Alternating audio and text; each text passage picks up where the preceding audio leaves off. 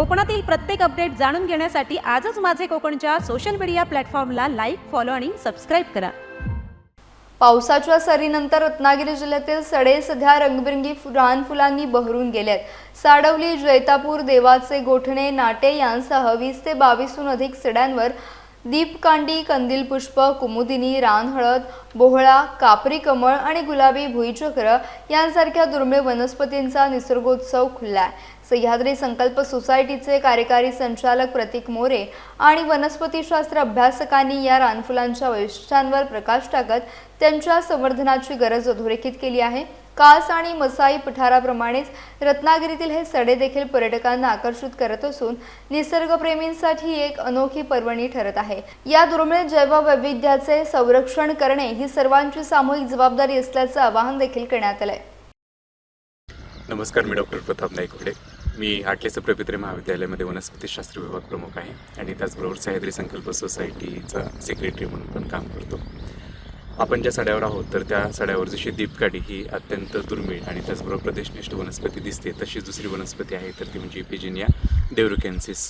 खरं तर इपिजिनिया रत्नागिरिका नावाची वनस्पती खरं तर रत्नागिरीची ओळख म्हणून ज्याला आपण म्हणू शकतो अशा पद्धतीने, किंवा ज्याला गुलाबी भुईचक्र असं सुद्धा एक मराठीमधलं नाव आहे. तर त्याच्यामधली रत्नागिरिका ही रत्नागिरी जिल्ह्यामध्येच आढळणारी प्रदेशनिष्ठ वनस्पती म्हणून प्रसिद्ध होती. मात्र या साडवलीच्या सड्यावर आणि त्याचबरोबर आंबवलीच्या सड्यावर आम्ही सूक्ष्मपणे निरीक्षण केल्यानंतर असं लक्षात आलं की इथली जी वनस्पती इपिजिनिया तर ती रत्नागिरिकापेक्षा वेगळी आहे. कारण त्याच्यामध्ये असणारी ट्रायफिड ओव्हरी हे त्याचं युनिक कॅरेक्टर आहे आणि त्याच कारणामुळे आम्ही ती वेगळी म्हणून नोंद केली आणि त्याला आंतरराष्ट्रीय पातळीवर सुद्धा मान्यता मिळालेली आहे. न्यूझीलंडमधून प्रसिद्ध होणाऱ्या फायटोटॅक्सा या जर्नलमध्ये सुद्धा ते प्रकाशित झालेले संशोधन आणि त्याच्यामुळे आता त्याला वेगळं नाव मिळाले आणि ते म्हणजे इपिजिनिया देवरुकेन्सिस. खरं तर रत्नागिरीच्या नावाने जशा वेगवेगळ्या वनस्पती होत्या तर तशा देवरुखच्या नावाने फारशा वनस्पती याच्या आधी नव्हत्याच आणि त्याच कारणामुळे एक व्हरायटी झाली दीपकाडीची तर ती देवरुकेन्स आणि त्याच्यानंतर इपिजिनियाची स्पेसिस जी तयार झाली तर ती इपिजिनिया देवरुकेन्सिस. खरं तर ही सुद्धा दिसायला अत्यंत सुंदर असणारी वनस्पती आहे.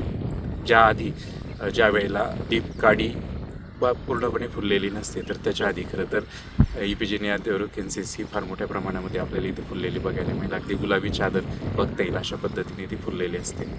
अनेकदा काही पठारं ही फुलांसाठी जशी ओळखली जातात, उदाहरणार्थ कास पठार आहे किंवा मसाईचं पठार आहे, तर तसंच खरं तर त्याच्यापेक्षा सुद्धा जास्त सुंदर असणारं पठार आपलं हे साडवलीचं देवरुखच्या जवळचं असणारं पठार आहे. मात्र त्याच्यासाठी त्याचं जास्तीत जास्त लोकांपर्यंत माहिती पोचणं आणि त्याचबरोबर त्याचं संवर्धनाचं काम करणं हे सुद्धा तेवढं जास्त गरजेचं आहे. सड्यांवरील सगळ्या ज्या वनस्पती जीवन आहे त्यांचं एक महत्त्वाचं वैशिष्ट्य असं आहे की त्यांच्यात इथल्या मातीच्या कमतरतेमुळे वेगवेगळे अनुकूलनं दिसून येतात. त्यामध्ये मग कंदवर्गीय वनस्पती असेल म्हणजे कंद निर्माण करून 3 ते 4 महिन्यामध्ये लवकरात लवकर आपलं लाईफ सायकल संपवून त्या पुन्हा कंदाच्या रूपाने जमिनीमध्ये गडप होतात. त्याची उदाहरणं द्यायची झाली तर दीपकाळी कोंकणेंस आहे किंवा इपिजिनिया रत्नागिरिका आहे. तशीच एक त्यात असणारी एक वनस्पती म्हणजे चोहळा, जी आलेवर्गीय वनस्पती आहे, ज्याला स्केप जिंजर असं सुद्धा म्हटलं जातं. तिचं नाव आहे कुर्कुमस कॅपोसा. ही सुद्धा वेस्टर्न घाट एंडेमिक वनस्पती आहे आणि ते मेडिसिनली खूप इम्पॉर्टंट आहेत आणि तरीसुद्धा ही धोकाग्रस्त प्रजाती आहे. ही शक्यतो सड्यावरती जिथे पाण्याचे ओहोळ आहेत किंवा वॉटर चॅनल आहेत त्याच्या एजनी आपल्याला बघायला मिळते. बऱ्याच वेळेला ती काहींच्या शेतीमध्ये सुद्धा बघायला मिळते. तसेच एक दुसरी महत्त्वाची वनस्पती जी आपल्या रत्नागिरी जिल्ह्यात आहे आणि ती अतिशय सुंदर दिसणारी तिची फुलं आहेत. तिचं नाव आहे कोरिनंड्रा इलिगन्स किंवा तिला आता नव्याने क्लिओम अँग्युलाटा या जिनसमध्ये तिला मर्ज करण्यात आलं आहे. ह्या वनस्पतीचं सगळ्यात मोठं वैशिष्ट्य म्हणजे तिला कापरे कमळ या नावाने ओळखलं जातं. म्हणजे जैतापूर, नाटे, धाऊलवल्ली अशा 10 ते 12 गावांमध्ये ही वनस्पती आढळून येते आणि सुंदर असणारी अशी गुलाबी फुलं ती वाऱ्यावरती जेव्हा डोलतात तेव्हा ती कापत असल्यासारखा आभास निर्माण होतो, म्हणून तिला कापरी कमळ असं स्थानिक नावाने ओळखलं जातं. तिचं दुसरं मराठी नाव आहे ते पाणतिळवण. ही वनस्पतीसुद्धा ज्यावेळी फुलते त्यावेळी ती अक्षरशः एकरांमध्ये फुलते आणि पूर्ण सडा हा गुलाबी होऊन गेलेला आपल्याला बघायला मिळतो.